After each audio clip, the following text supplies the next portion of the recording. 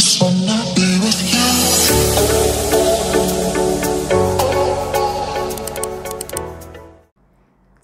سلام به کانال ما خیلی خوش اومدین. امروز در ادامه اون توضیحاتی که راجع به کوله پشتی و سفرهای بکپکی گفته بودم اومدم که ادامه بحث رو براتون توضیح بدم. امروز میخوایم در مورد کوله حمله با هم دیگه صحبت کنیم. بچه ها میپرسن چند مدل کوله حمله هست، چی بخریم، چه چیزایی توی کوله حمله استفاده میشه و اصلا کوله حمله به چه دردی میخوره. اومدم اینا رو یه خورده با هم دیگه کنکاش کنیم و صحبت کنیم و راجبش یه سری چیزایی حالا به تجربه به کارهایی که بوده با هم در موردش یه خورده بحث و جدل کنیم، چالش داشته باشیم. خب کلا کوله پشتی کوله حمله برای 4 تا چیز استفاده میشه. یکی به اصطلاح سفر یا طبیعت گردی یا کوهنوردی یک روزه که احتیاج به شبمانی نداره. دوم قله های مرتفع که ارتفاع به اصطلاح زیادی داره، حالا توضیحشو میگم. یکی شهرگردی، سفری که انجام شده و شهرگردی. و آخرین موردم برای حین هیچ هایک که حالا توضیحاتشو میگم. سفر و طبیعت گردی یک روزه که مشخصه چند ساعت میریم برمیگردیم و شب هم شبمانی هم نداریم. بس حالا اقلاممون رو میریزیم و چیزایی که میخوایم استفاده بکنیم، آب، نمیدونم خورد و خوراک وسایل، اینا رو میبریم و برمیگردونیم. اما قله های مرتفع ما تمام به اصطلاح کوله پشتی سنگین و وسایل و کیسه خواب و چادر و اینا رو لازم نیست که تا خود قله ببریم و برگردیم. محلی هستش که بیس کمپ اصلی مونه، ما اونجا چادر میزنیم و بیس به اصطلاح کارمون رو اونجا میگیریم و برای صعود به قله و برای حمله به قله، حالا اصطلاح تخصصیش میگن، میریم چند ساعت قله رو فتح میکنیم و برمیگردیم پایین. اصلا علت اینم که به این کوله گفتن کوله حمله همینه، به خاطر اینکه موقع حمله به قله های مرتفع یا مثلا یه روز احتیاجه که بریم بالا و برگردیم پایین، از این کوله پشتی استفاده میکنیم. مورد بعدی هم شهرگردیه. ممکنه مثلا رفته باشیم هتل گرفته باشیم، هاستل گرفته باشیم، منزل میزبان باشیم یا هر چیزی، میخوایم بریم شهرهای دوری بزنیم، بچرخیم، بگردیم. لازم نیست کوله به اون بزرگی کوله اصلیمون رو همراهمون ببریم.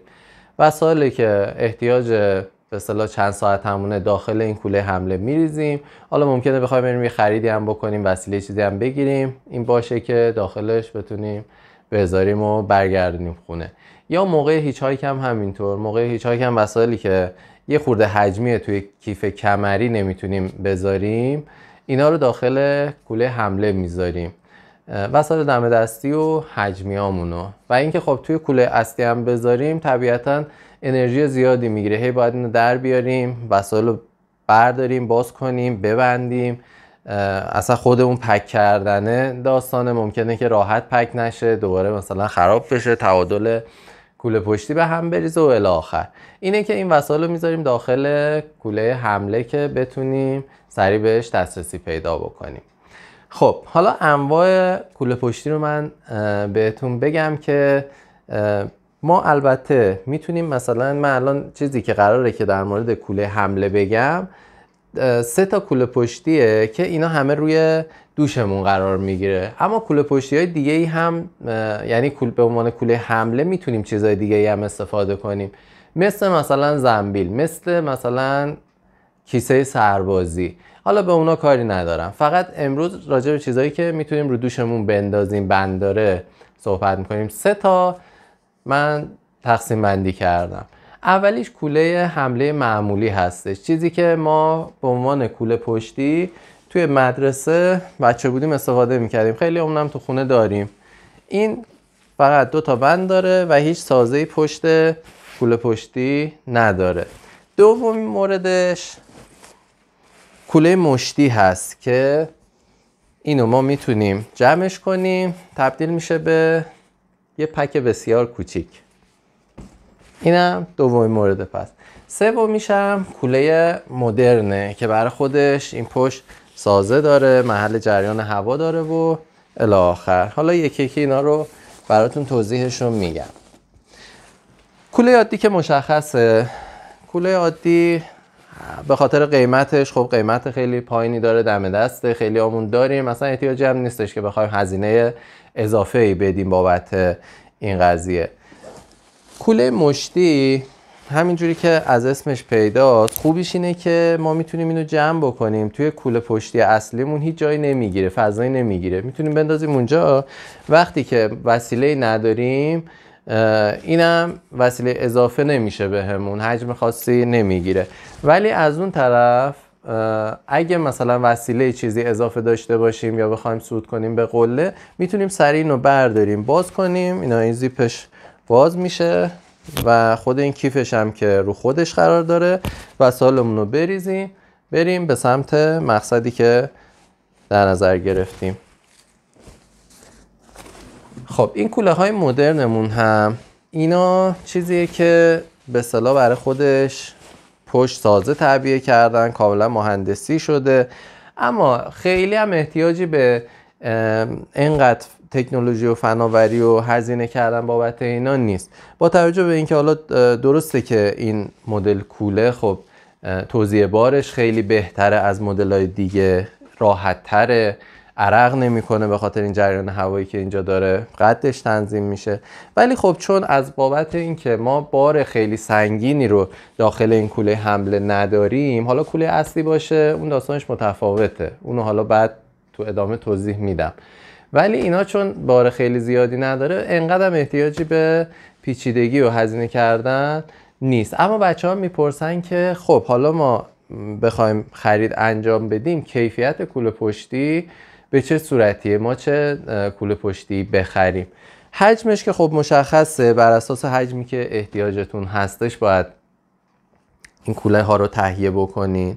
اما کوله پشتی به صورت کلی خیلی چیز مصرفی نیست، یعنی یه جنس متوسط با یه جنس خیلی خوب تهیه بکنید خیلی تفاوتی نمیکنه، از این بابت که هر کدومش سالیان سال براتون کار میکنه. الان مثلا برای نمونه این کوله پشتی مشتی من فقط صرفا یه دونه پارچه شمعیه، ولی سالیان سال و مدت‌های مدید توی سفرهای مختلف کار کرده و میبینید هنوزم سالمه. خب این الان کوله پشتیه که به اصطلاح من میخوام برم تهیه بکنم، باید قبلش برم متریالشو ببینم، دست بزنم، زیپاشو چک کنم، بندهاشو ببینم و این بستهاشو ببینم که جنس خوب و مناسبی باشه و همینطور راحتی و حجم و ابعاد و اندازه‌ای که کوله پشتی داره.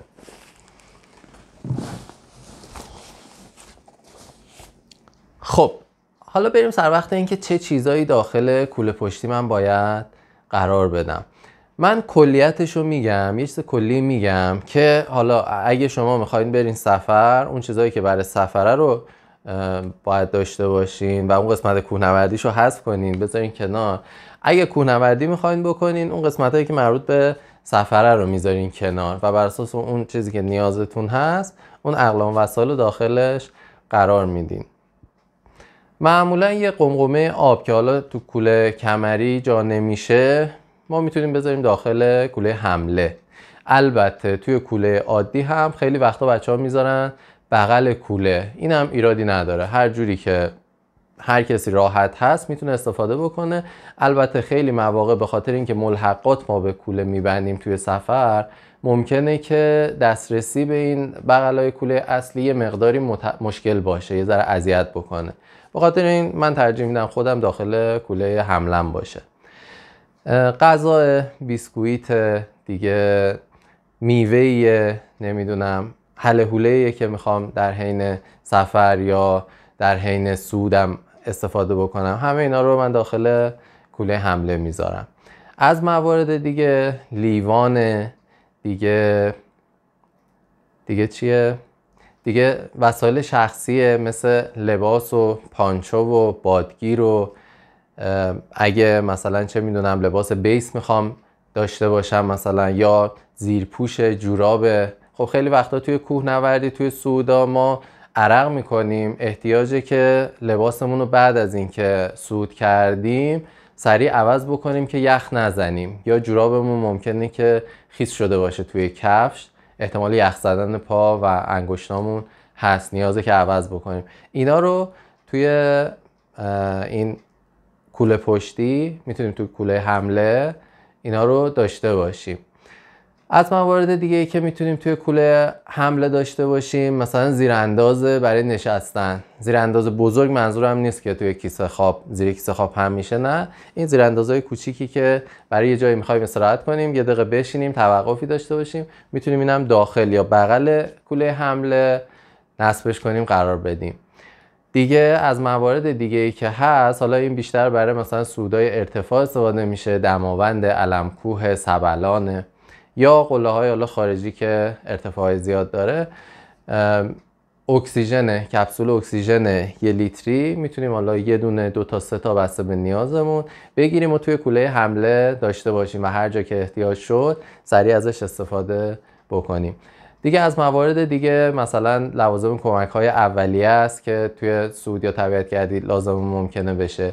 کیت بقا و حیاته که اگه احتیاجمون بشه بخوایم سریع اینا رو برداریم. اینا همه مواردیه که ما توی کوله حمله استفاده میکنیم. خیلی ممنون از توجهتون.